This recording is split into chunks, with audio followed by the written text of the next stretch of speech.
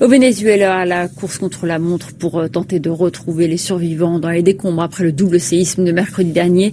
Le bilan grimpe à 1450 morts, mais il pourrait encore s'alourdir puisque 50 000 personnes sont toujours portées disparues. Et la tension monte d'un cran entre la population et les militaires, accusés par les familles de ne pas les aider à retrouver leurs proches. Écoutez. Il y a des familles en vie ici. Si nous ne les cherchons pas, nous ne les trouverons pas. Nous devons trouver des solutions et faire preuve d'empathie. Ce sont nos familles qui se trouvent là-bas. Je veux retrouver mes enfants, qu'ils soient vivants ou morts. Mais ils ne vont pas les jeter dans une fosse commune.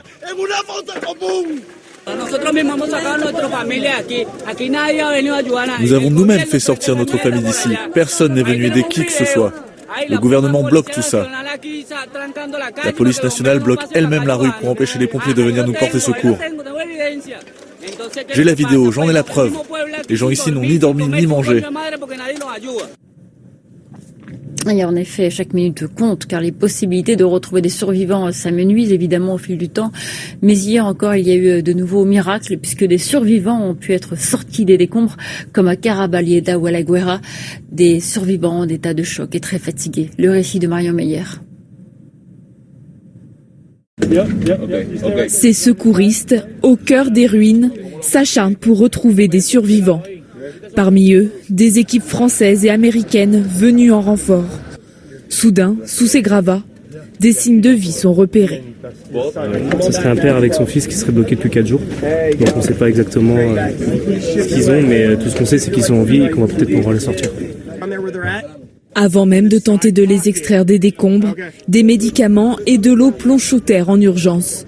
Les victimes semblent coincées très loin des secouristes. Recule et essaye de prendre une autre direction. L'opération de sauvetage s'annonce très longue. On a eu très peu d'accès pour aller à ces victimes-là, ce qui nous a forcé à faire des trous pour pouvoir, avec certains matériels que nous avons en notre possession, comme des caméras ou des micros qui nous permettent d'échanger avec ces personnes-là et de voir que tout va bien, entre guillemets, et qu'on va pouvoir extraire facilement. Au bout de 8 heures d'efforts intenses, le miracle se produit. Le père est extrait des décombres, suivi de son fils. Tous les deux sont sous le choc et extrêmement fatigués. Ils ont passé 4 jours sous terre. Plus loin, l'émotion des secouristes. On est très heureux et très contents, en espérant pouvoir encore une fois sortir des victimes vivantes. Très vite, les opérations de recherche reprennent. Selon les Nations Unies,